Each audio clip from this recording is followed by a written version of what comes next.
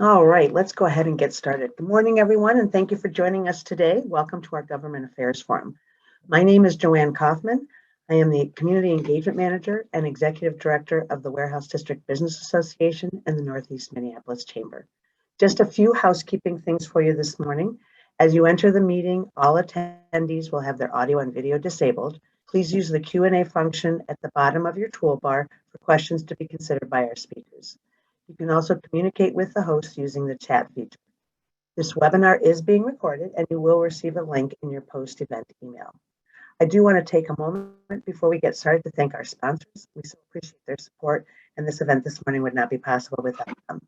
I want to send a thank you to CenterPoint Energy, the Minnesota Timberwolves and Lynx, Minnesota Twins, Mortenson, Target, Wells Fargo Bank, and Xcel Energy. Our speakers today are Grace Walls, Vice President of Public Policy for the Minneapolis Regional Chamber.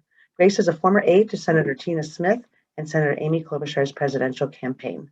And we also have Brian McClung, CEO, co-CEO, and Senior Principal for Park Street Public and former Deputy Chief of Staff to Governor Tim Pawlenty.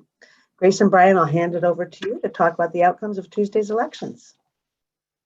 Hey, thanks so much, Joanne. I really appreciate you and the Chamber putting together this event. We particularly appreciate the fact that it's on Thursday morning and not Wednesday morning immediately after the election, because it's a long night on Tuesday night, and we didn't have all the results yet, and now we do. And so we're really looking forward to a robust conversation. I'll just add one note to my bio that Joanne mentioned, in addition to what she talked about.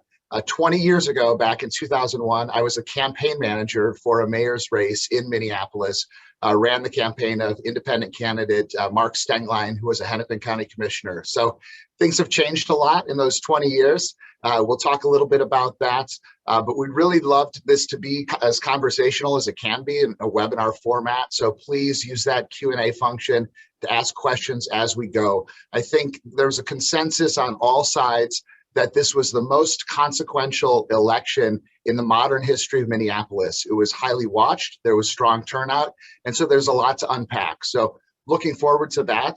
With that, I'll hand it over to Grace. Yeah, thanks, Brian, and thanks again to Joanne and obviously the Chamber for bringing us here today. And I echo, it's nice to be fully rested. We have pretty much all our information in front of us, which is great. And I think I'll kick things off with sort of a process piece. Brian mentioned turnout, which was expected to be high this year. And I think that it even exceeded expectations in terms of numbers. In Minneapolis, there was more than 145,000 ballots cast for a record turnout of 53.94%, which is pretty amazing. For context, the last time we got even remotely close to that number was in 1997, when turnout was 46.5%. And Minneapolis has been steadily increasing our turnout numbers with a record lows at 19.6% in 2009, and then kicking that up to 33 in 2013 and 42.5% the last time we had a municipal election in 2017. As expected, early vote was also the highest that we'd ever seen recorded in 45 years, which I think is kind of an aftermath of or a continuation of how folks got used to voting during the pandemic. I think a lot of folks realized that I can vote from home, I can vote early, I don't necessarily have to wait until election day. However, what surprised me a little bit, I would say, is roughly 79% of turnout, which was in person on election day. And that includes myself. This was the first time that I got to vote in person on election day since 2018. So it was really great. I voted around 10:30 in the morning and there was a line at my precinct, which I think it's always exciting when you see high turnout for races like this. Yeah, and I think, that's the process part of this is important to note because enthusiasm matters in elections. And so I think, you saw that, and we'll talk, I'll kind of weave in later in the conversation some reflections on the races across the country this week and what that foretells for 2022. But that enthusiasm matters. And I think that it's helpful in the sense, too, that in Minneapolis, I think we were looking at an election that had a lot of big questions for the future of the city and the direction of the city. And so having strong turnout, stronger than usual turnout, I think helps in setting that future direction because it tells policymakers, it tells community groups and organizations that people were engaged, they were invested in this election, they took the time to be educated on the issues, and they showed up in strong numbers. So we'll also talk about, and I saw a question come through about by wards and neighborhoods, kind of what that looked like, and Grace has got some information on that, particularly on those charter questions, kind of what the breakdown was there. And let's start with that part of the discussion. So we've really got here today, we'll talk about the charter questions first, we'll talk about the mayor's race, and then we'll get into the city council. And in those charter questions, I think there was a lot of activity, in particular, of course, on question 2. That was the question that had the most attention and the most focus. But question 1 and question 3 also had organizations that were out there actively working on, educating people and getting them out to vote. And so now, let's, up on your screen is a look at question 1 and on the, strong mayor question on the governance issue.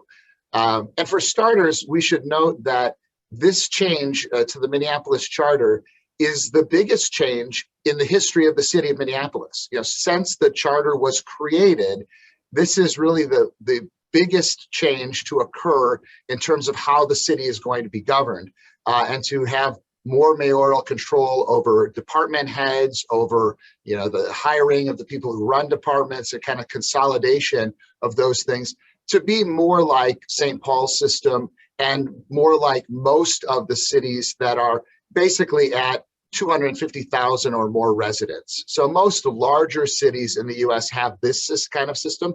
Most smaller cities and our suburbs and most small towns in Minnesota have that system where a mayor is more like a member of the city council. But this is a shift for Minneapolis. And you can see here on the the yes vote on question 1, that really strong turnout for it in Southwest Minneapolis. Of course, that part of the city has the highest overall voter turnout. So not only were there big percentages for question 1 down there, there's a lot of votes in that part of the city, and then across the southern part as well, and then up into downtown and some of those areas, North Loop and into that near north neighborhood. So I think you saw with question 1, this, you'll see it kind of mirrors some of the other vote totals coming up on the charter amendments. But I think that this kind of pattern is something we'll see going forward. I would also note, just to watch in general as you look at these questions, and I mentioned I ran a campaign 20 years ago in Minneapolis. Northeast Minneapolis and the electorate in Northeast Minneapolis has changed a lot. And I think if you look at a trend line, maybe that's one of the bigger changes that we've seen over time. Northeast Minneapolis used to be kind of a more moderate, almost Iron Range feel to it as part of Minneapolis. And it is now a younger, more liberal part of the city. And so you'll see that kind of come through in these charter questions. And I think the only other thing I would add, and one for additional context, this amendment was brought forward by the Minneapolis Charter Commission, which is composed of 15 volunteers who are appointed by a Hennepin County judge. And I think one of the primary arguments against this amendment was that it would dilute power from historically underrepresented areas. And that's what you're sort of seeing on this map here, is that turnout tends to be higher in the more affluent parts of the city, which then has significant impacts on who is elected mayor. And I think understandably, it was difficult for some folks to separate their feelings about the particular faces of these offices. So if you weren't necessarily a fan of Mayor Fry, you may not have been inclined to support this amendment, or their feelings about other amendments on the ballot. So if you were inclined to support question 2, you probably were not inclined to support question 1, considering a crux of question 2, the public safety amendment, was about stripping power away from the mayor. But all that said, I think for the average voter, this was probably the easiest amendment to understand without any additional context, considering, like Brian said, the governance structure is essentially what we're all taught in our civic classes in school and mirrors what most cities, including our neighbors in St. Paul, are doing across the country. So maybe we could flip to the next slide on question 2 and take a look at this.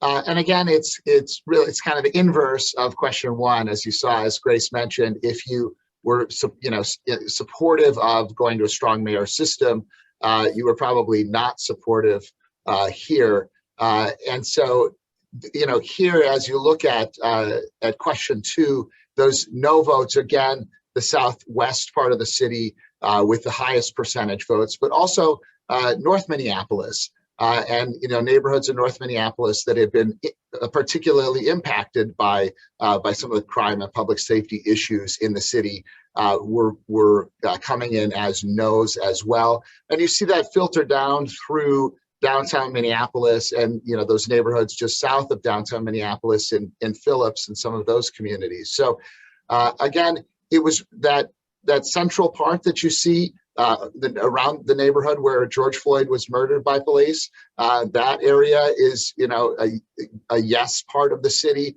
part of the kind of uptown community and over in that area. And again, that part into the University of Minnesota and Northeast Minneapolis, which, as I mentioned, is kind of trending more in that direction overall. So again, though, I think this was ultimately a surprising vote in some ways that it reached 56%. I think that a lot of the people, myself included, who are closely following the elections in Minneapolis, had a sense that the no side might potentially prevail. But I thought, many of us thought there would be this more like a 51, 52, 53% kind of election. To see this come in at 56% and for it to be, of the 3 charter questions, the one with the widest margin was very interesting. So I think that's a strong sign.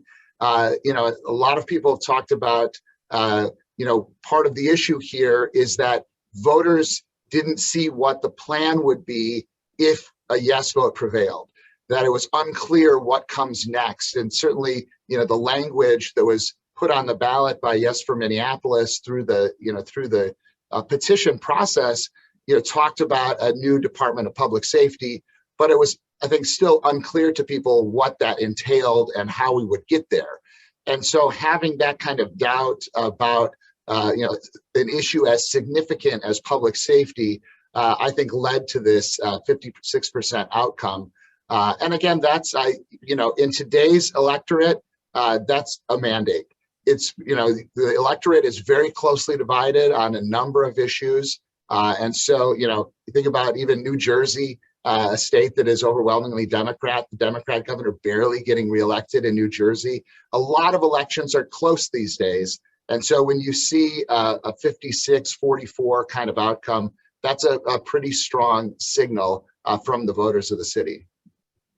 Yeah, and to add on to that, I would argue out of all of the charter amendments, Brian mentioned that there was like some uncertainty about what this would actually look like were it to pass. But I would also argue that this was the ballot initiative that voters were most educated on. There was enormous amounts of money spent on both sides of this question, and it generated near constant press attention, whether it was the fight over the ballot language or which prominent leaders were coming out for and against it.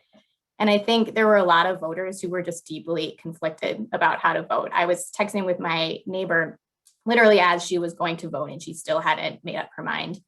And I think it's important to note as well that I think for those of us who care deeply about seeing meaningful reform to the way we approach policing should understand that just because this ballot measure failed, it doesn't mean that we couldn't still someday get a Department of Public Safety or a more comprehensive approach to public safety.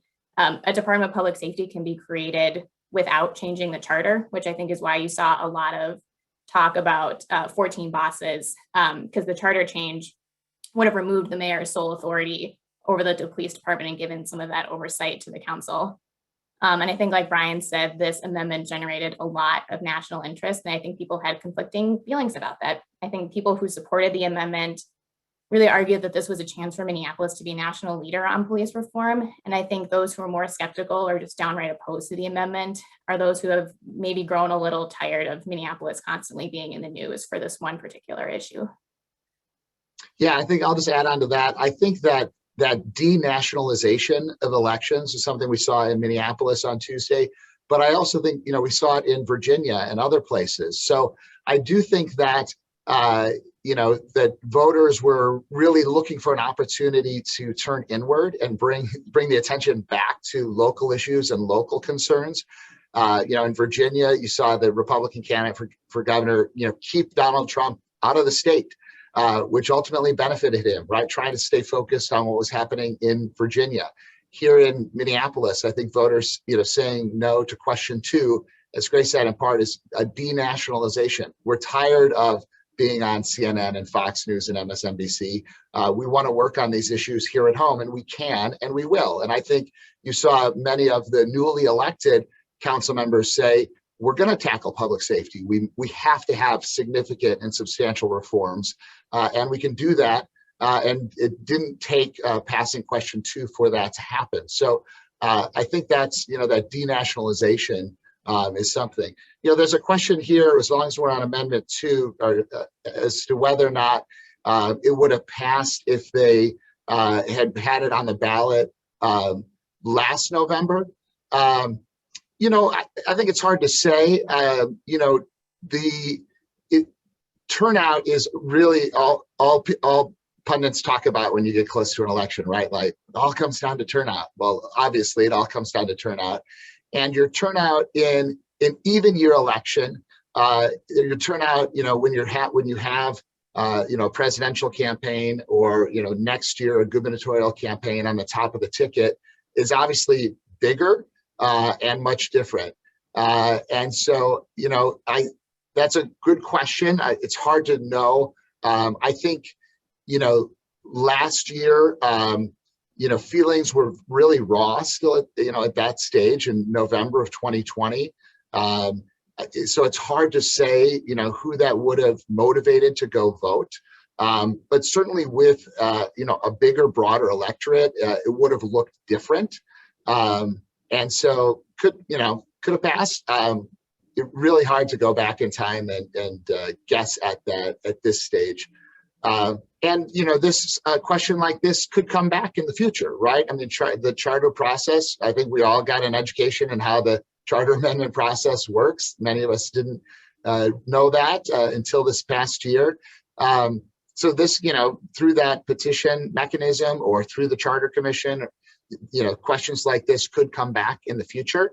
We'll talk about this in a little bit when we get to the city council, but keep in mind that the city council is going to be up for re-election in 2 years because we have redistricting. We'll have new maps and new wards. So rather than serving a regular 4-year term, they're going to be on the ballot again in 2 years. They're going to be on the ballot again 2 years after that, so they can get back on their regular cycle. So you could foresee that with council members running, there's an opportunity for charter questions to also be on the ballot. So I think, we'll see if some of these get revisited in the coming years. Yeah, I think the only thing I would add is I think like Brian said, we don't have a crystal ball, so there's no way we could have known. But I do think it made a really big difference that voters had an entire year to think about this question. And like we said, there was huge amounts of money spent on both sides of this question and really big education campaigns. And my election season activity was I saved every piece of mail that I got throughout the entire election. There was 50 mail pieces total. So I think over this past year, especially for those of us who are living and breathing these issues every single day, whether it's business owners downtown or people who are living on the north side or whatever it is, or just interested in these issues and talking about them and hearing about them, we had a whole year where this stuff was in the news every single day. And there was always things for you to talk about with your family or with your neighbors or with people you work with. So I think having that time for people to really learn about what the implications of these ballot measures would be and what that means for them personally or people they know, I think that made a big difference. Yeah, there's a question in the chat too about, did any other cities have amendments like Amendment 2 on their ballot that passed? The answer to my understanding is no. I didn't see any other questions like this around the country. I think there were probably some cities around the country that were looking to see how the vote in Minneapolis might go and then considering whether they might bring something like this forward. But again, back to talking about the kind of nationalization or denationalization of this election, that's in part why Minneapolis was the focus of this national conversation around policing and this election, was because we were the only city that had something like this on the ballot. And so it was perceived to be, sending a signal nationally about how policing might unfold here and then potentially around the country. And I think there's no question that had it passed, you would have seen Republican candidates around the country saying, Minneapolis defunded police, they're coming to your town next. And so I think that was, a concern. I don't know if that really influenced votes in Minneapolis, but I think there was a sense that we were on the forefront of this conversation as the only city with something like this on the ballot, that people were going to interpret this and use it for their own purposes around the country. And I mean, that would have been no fun. That would have been real difficult. So I think, as you look at it, this was, kind of a major issue and something that people were very focused on. And, again, had all of the national networks were in town, were in Minneapolis on Tuesday night. And, they're not here now, so it's a little quieter.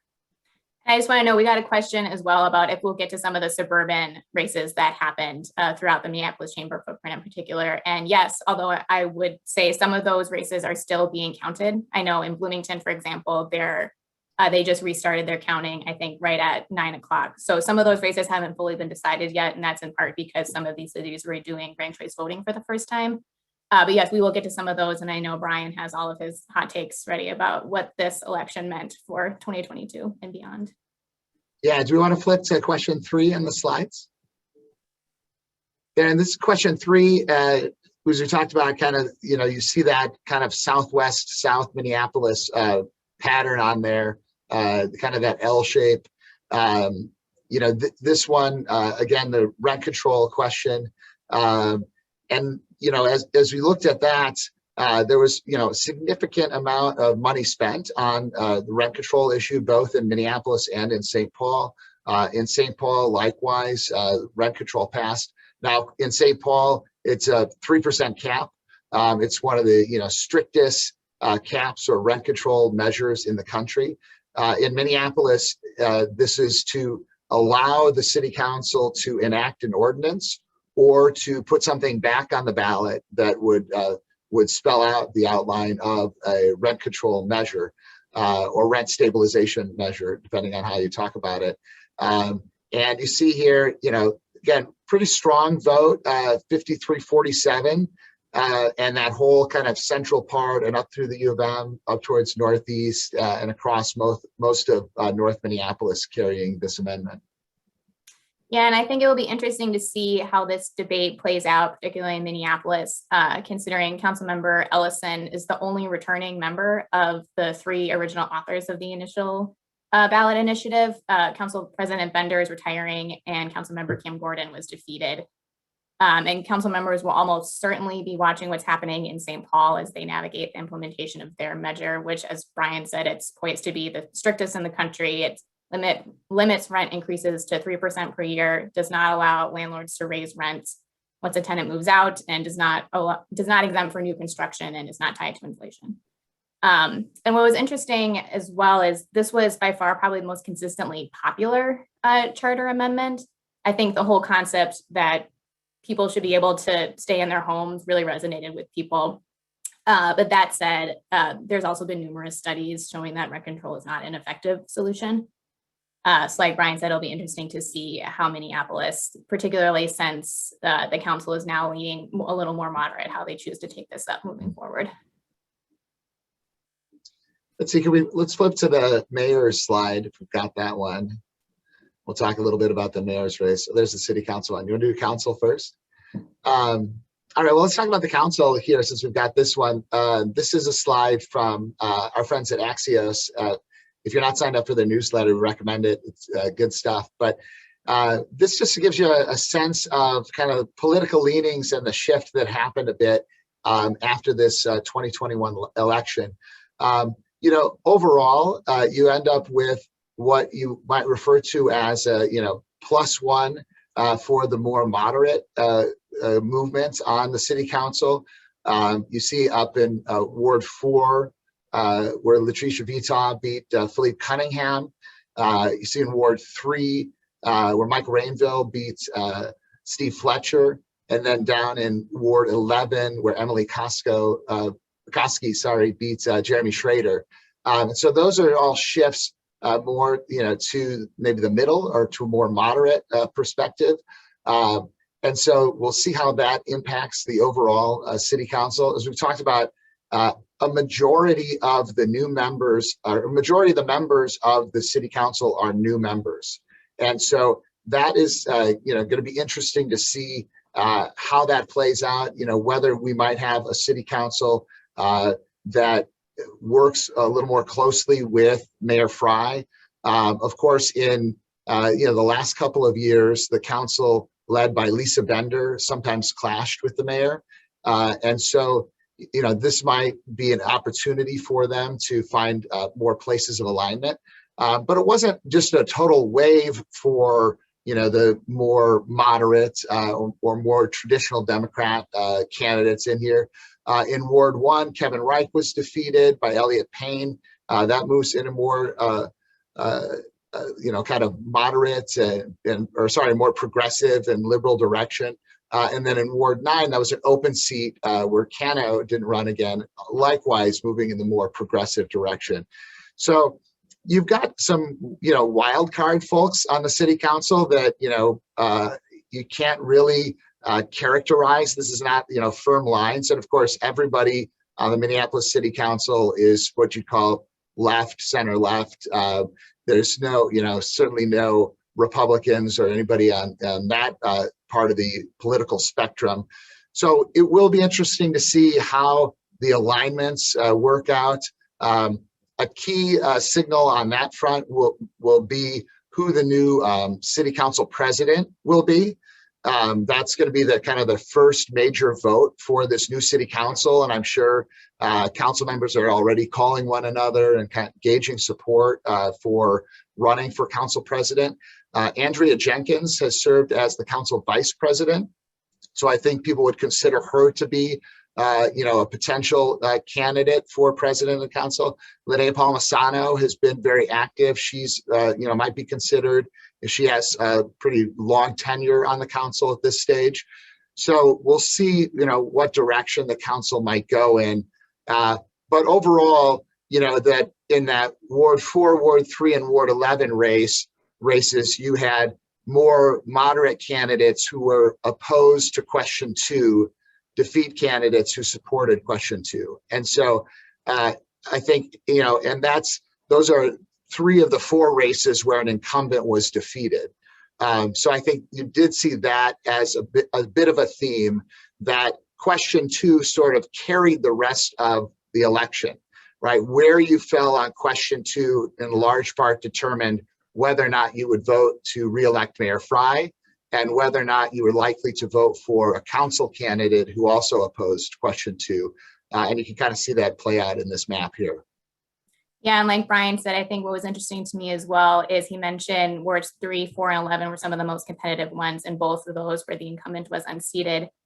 And the incumbents who were unseated, Fletcher, Cunningham, and Schroeder, those were the original authors of the original council-led push to put the Department of Public Safety on the ballot. And that was obviously ultimately withdrawn once the citizen-led initiative got the necessary number of signatures. But I think overall, one of the primary takeaways for me is I think you can make the argument that this election was a pretty massive rebuke of the former council. And, despite the fact that Mayor Fry's approval ratings were largely consistent with the council, voters not only gave him a second term, but they also passed question 1, which gives him more authority than any mayor in the city's history. And 5 incumbents lost their seats, which is almost half of the council.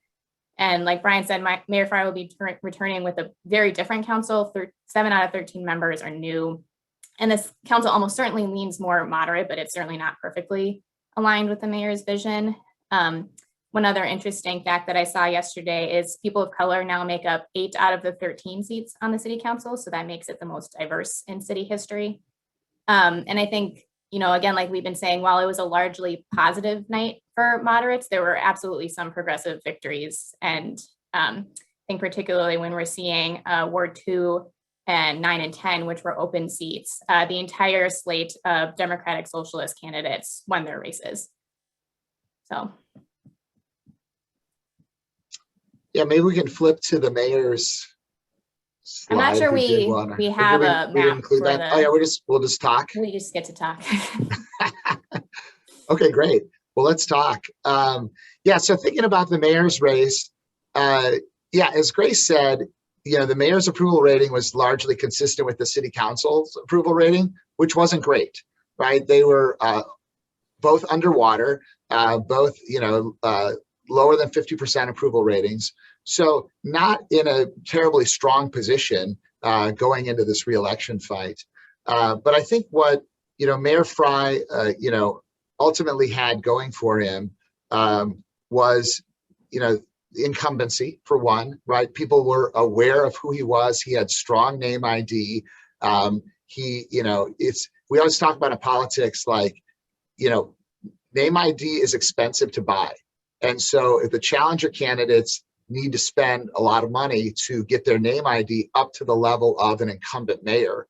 And while, 3 of the challenger candidates raised a significant amount of money, by Minneapolis standards, probably not enough to get themselves on par with the name ID that Mayor Fry had. So I think he had that consistent advantage throughout.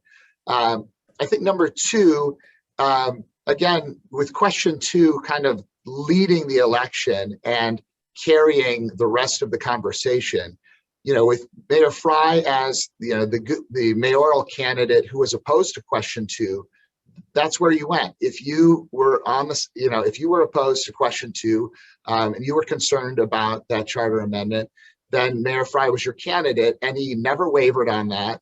And even when protesters came to his house, when folks were out protesting and asked him to speak to the crowd and asked him his position on eliminating the police department in front of that big and rowdy crowd, he said no. And at the time, it looked like a really tough moment. I mean, it was really hard to see, an elected official, getting booed by a crowd and kind of walking away through that group. But I think ultimately that ended up being kind of his key moment, where he showed people that he was consistent and would stay and was strong on that topic and wasn't going to waver even in a really difficult situation. So I think that, having that level of kind of certainty and knowing, where he wanted to go with this mattered. And in the long run, public safety was really the only issue that got talked about in the Minneapolis city elections.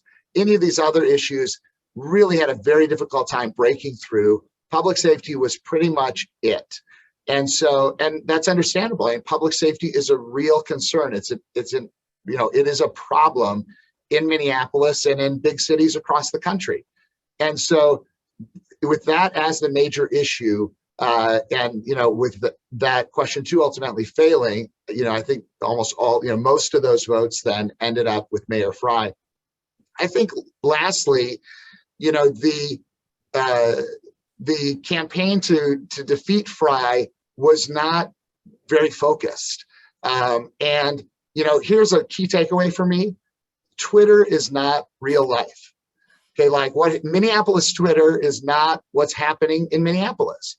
If you were on Minneapolis Twitter, if you were, quote, very online, you believed that hashtag don't rank Fry and, no, yes, yes was going to carry.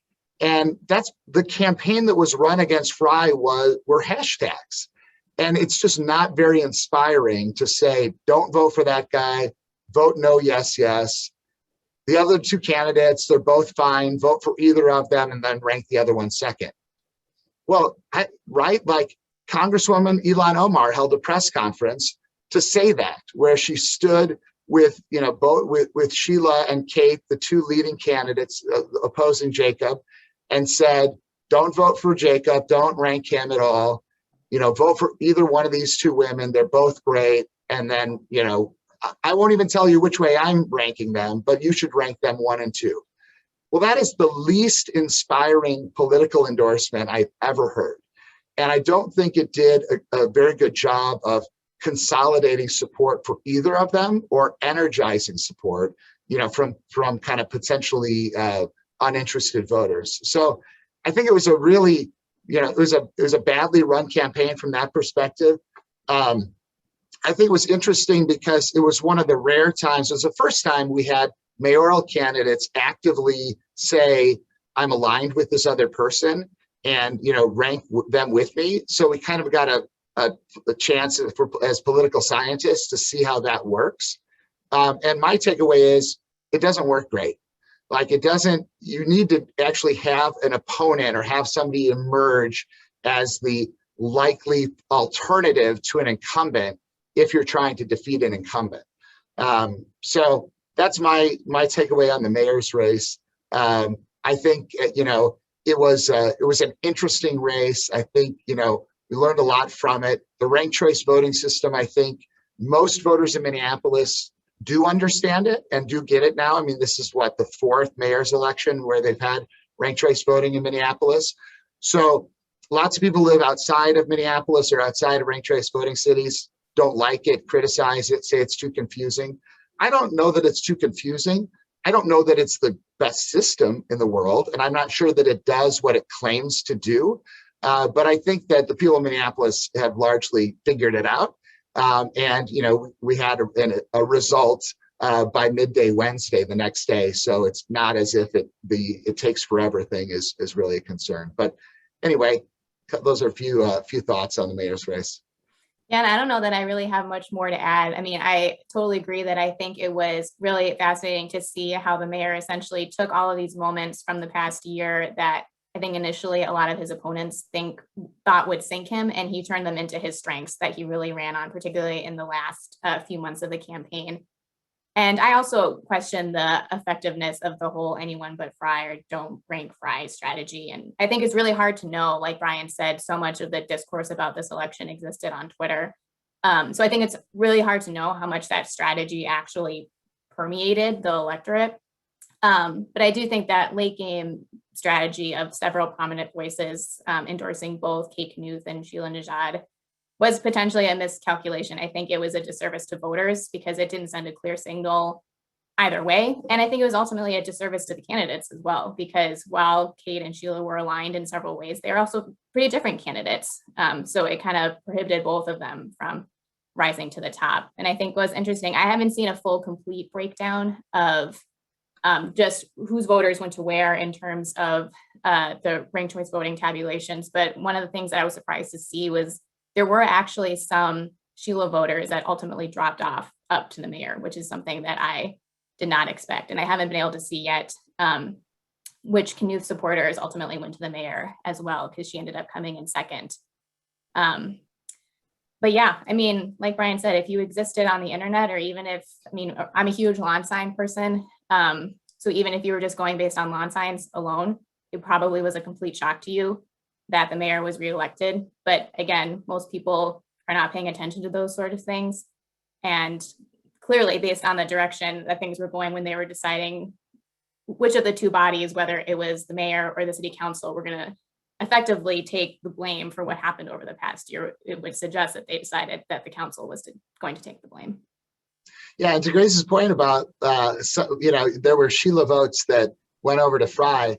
Like, Minnesotans like to vote. I really don't think you can tell a Minnesotan not to vote. Like, don't vote. Like, if you got three choices, you could vote three times. I think a lot of Minnesotans would be like, I'm going to vote at least twice, maybe three times. So that whole idea of don't rank Fry or, only rank these people, I think that was a big miss. I think it's honestly condescending, trying to direct people to behave in a certain way in an election. But of course there were going to be second choice votes from either Sheila or Kate that were going to go to Jacob, because people just like to vote and they're going to keep doing it. And so sure, the 5% of Minneapolis voters who are on Twitter, all day, they got it. They, did what their peers wanted them to do. But yeah, I think, you just look at the outcome there, and the idea, I think their idea was if it's 2 against 1, then Jacob has to get 50% plus 1 to win, because we will consolidate all of our votes on our side, and with ranked choice, whoever it is will win. And it doesn't really work out that way in real life. Yeah, and we got a question of if any of the mayor's opponents who were actively campaigning against him got reelected. And I think the two primary ones that would fall into that category were Jeremiah Ellison in Ward 5 and Andrew Johnson in Ward 12. Members who tended to be a little more aligned with them, Jamal Osman, Lisa Goodman, and Andrea Jenkins, they were all reelected as well. So I think there is an opportunity, with the members who are reelected and some of the more moderate members that are coming in. I think there is an opportunity for hopefully a more collaborative relationship. But like we said, there also are a lot more strong progressives that are coming in as well. So I think we're not going to see a complete alignment between the two bodies. But like Brian said too, with a new council president, which based on what we've been hearing thus far is likely going to be someone who was previously aligned with the mayor in some way. Hopefully that relationship will be more collaborative moving forward. And to a certain extent, with the passage of question 1, that power dynamic is going to be changing no matter what, because the mayor is going to have, like we said, the most power of any mayor in city history, and the council's power is going to be a little more limited. Yeah, exactly. So yeah, we got a note to talk about those suburban elections again, and I'll just start off by mentioning that this was the first election in Bloomington with ranked choice voting. So that was new. It was also the first election in Minnetonka with ranked choice voting. So Hennepin County now has 3 cities, 4, Minneapolis, Bloomington, Minnetonka, and St. Louis Park, all with ranked choice voting. St. Paul is the other city in Minnesota that has it. So it was interesting, I think, in some ways in Bloomington that they started ranked choice voting in election with just city council races and school board races on the ballot. Well, it didn't apply to school board because they're not into that yet. But for the city, not a mayoral race or kind of top of the ticket race, but just a down ballot race here.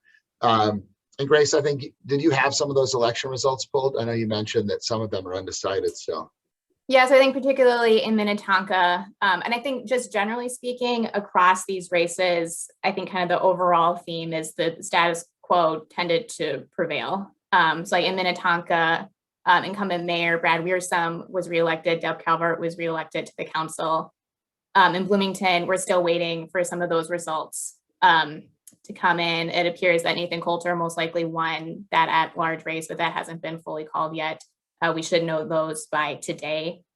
In Hopkins, their mayor was reelected. I think those are the primary results that we've seen thus far. Yeah, I think those are big. And we mentioned, I think, that we were going to cover St. Paul as well, but St. Paul is really easy to cover in the context of this election. We already talked about the rent stabilization measure passing in St. Paul, and Mayor Carter won with about 60% of the vote on the first pass. So that's an example where they have ranked choice voting, but they only needed one run at it because the candidate got more than 50% plus one on the first ballot. So that was a pretty handy victory for Mayor Carter, and really a sleepy race in St. Paul. I work in St. Paul and around here a lot. Really just a very quiet race overall. His challengers were, he didn't really have a major challenger. Nobody emerged as a clear alternative or really picked up any steam. So that led to a pretty quiet race overall on the St. Paul side. And I think there was a lot of discussion, especially nationally, about school board races, just with all the debates that we've been seeing, and really concerted, organized efforts around critical race theory. And we didn't see a lot of that come to fruition in any of the local races around here. Again, sort of those status quo candidates tended to prevail. But one thing that I thought was interesting as well is we saw really strong support across the state, like even up including in northern Minnesota, for school levies. Most of those passed with pretty healthy margins. So that's sending a clear signal. And Brian and I were talking about this right before the event. Maybe it's that it's been that 2 years of parents watching their kids or trying to help them learn when they're at home has given folks a new appreciation for what we should be investing in our local schools. Yeah. So we got a question here on tactics, what tactics might have been successful in reaching voters.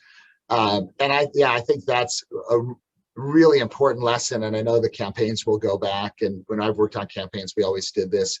win or lose, go back and analyze what we spent our money on, what we spent our time on, what mattered. I think that number one, it really is ground game and door knocking. And that is super old fashioned. And it is like the original thing that we all did when, we worked on campaigns, but it works. And so having teams of volunteers or staff, who live in community, right? I think, flying a bunch of people in from some other place doesn't work, but having people that are part of your team that are out knocking on doors and talking with voters, that really matters. And it has been shown in studies that has a stronger impact on actual voter outcomes than anything else. And so I think number one, it was that ground game. I think that though both sides had a pretty strong ground game in this race. I mean, if you kind of want to put it into again, it's mostly focused on question 2, and that's where a lot of the campaign efforts were, although the candidates were certainly out there as well. I think both sides, Take Action Minnesota was running the ground game for vote yes, right? All of Minneapolis is running the ground game for vote no. And both had big ground games and both had a lot of people out there. So that's number one. I do think that targeted online advertising can work. I know we just get bombarded with stuff online, but if you're seeing, messages for a candidate online on a regular basis, even if you're not clicking through on those start to soak in after a while. And so I think if those are well done, well produced, well targeted, I think those can work.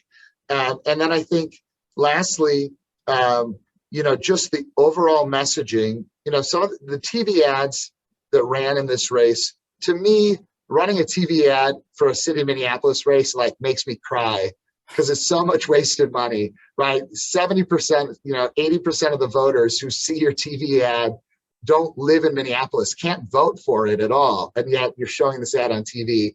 But I think that they're still trying to drive a broader message and a broader conversation on the issues. And so I do think that, some of the messages that we saw in those ads seem to stick with people. Just when I talk to people, and when people repeat back those messages that you saw in an ad, that those are working a bit. So I think those 3 things in that order, those are some of the tactics that I point to. Yeah, and I think the only things I would add, I live in the 8th ward, so it wasn't a particularly competitive ward. So I didn't get, while I still got a lot of mail, I don't think I got the onslaught that some of the more competitive wards got. And, just in the last week of the election, I was probably getting at least 3 to 5 texts from different campaigns every single day. And part of that could have been too as well, because I didn't vote until election day. But yeah, and I mean, not to keep harping on the point, though, it's my favorite soapbox to get on. So much of this discourse around the election was happening on Twitter. And as we know, I would love for someone to do a poll of how many people actually pay attention to election news via Twitter. If there's a way that we could get that commissioned, I would absolutely devour that data. But I think another piece of this that maybe was not as present in previous elections was there, especially in the last few months of the election, there was probably a piece of news related to this election in the paper every single day or somewhere in the news every single day. So even if people weren't getting messages from the candidates, I think people were getting informed and getting their information just via traditional news much more than they have in previous cycles. So we got a couple of questions I want to get to from the Q&A here. I'll do this one first because it's quick. So somebody mentioned that it was interesting that ranked choice voting did not provide Fry with 50% plus 1 at the end of the tally. Can we comment on that? Yes. So I had the opportunity to host a ranked choice voting forum for the Minneapolis Chamber, a month or so ago, where we talked through some of these issues. And what happens when ranked choice voting, when they are cascading the votes, is that they have what are known as discarded ballots. So ultimately, you end up with people who voted in the election, but have voted for people that are mathematically eliminated from winning. And so if nobody you voted for is a possible winner, those ballots are discarded. And so when ballots get discarded, then, eventually, like, it's very difficult to actually get to 50% plus one for the final winner. Mayor Fry didn't get 50% plus one this time. He did not get 50% plus one 4 years ago.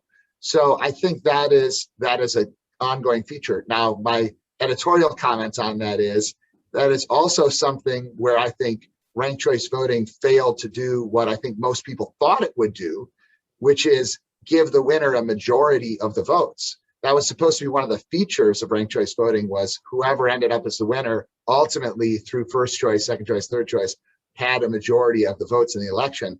Well, it doesn't really happen. So I think that is part of, if there's continuing dissatisfaction with ranked choice voting, I think it's because of issues like that, where the promise has not carried forward into what we see right now. I'm going to combine two of the questions that we got. One is, does the failure of question 2 tarnish brands for an organization like Take Action or some of those more progressive coalitions? And the second piece of this is, how much did endorsements matter in this election? And to the first one of it, does it tarnish the brand of these progressive organizations? I would say no, because while the question was defeated, there's still 44% of voters that voted yes. And I think one of the unfortunate kind of messaging tactics that came out of this was that if you were voting no on the amendment, that implied that you were somehow against the Department of Public Safety or against a more comprehensive approach to public safety. And I think for the most part, that was absolutely not true.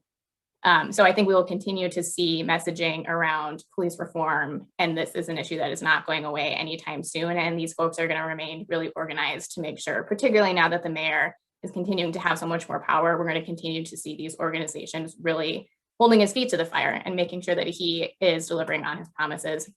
And for the second piece about how much endorsements matter, we talked about, what I think both Brian and I argued as a bit of a miscalculation for some electeds in endorsing both Kate and Sheila. So I'm not sure how much that actually helped them in the long run, because at least I think most voters like kind of clear information, and there was never really any clear information about what was going to be better about either of these two women, other than that they were better than Mayor Fry.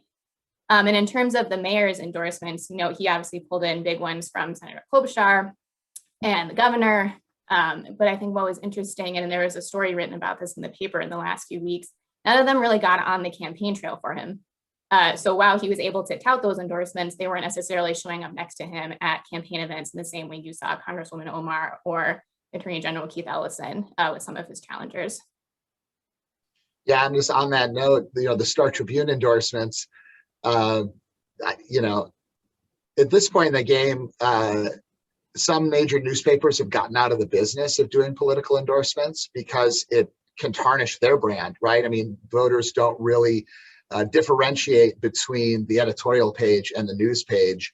And so wherever these papers end up in politics, it doesn't help them with what they're trying to do in journalism. And I don't think that many voters are swayed by the Star Tribune endorsement, right? Like open your paper and you're like, oh, good, this is who I'm going to vote for, right? That's a very small percentage of people. So overall, I think the value of endorsements has largely waned. And I guess we'll see how that unfolds in 2022, which we didn't get to here today, even though we thought we might, but we had so many fun questions. And so I think that, overall, most people just are, maybe it's part of that denationalization that we're talking about. It's that same trend, like candidates have to make the case for themselves and be engaged that way. And then voters make up their minds. Thank you both so much for your insights. This conversation's been really enlightening and informative. So we're really appreciative of the time this morning. A quick note for everybody about our upcoming programming, and all of these will have links in your post-event email. We've got a Bloomington Chamber Town Talk, Hospitality and Travel Trends and Forecasts. And that will be a hybrid event on Friday, November 5th, tomorrow from 8:30 to 10 a.m.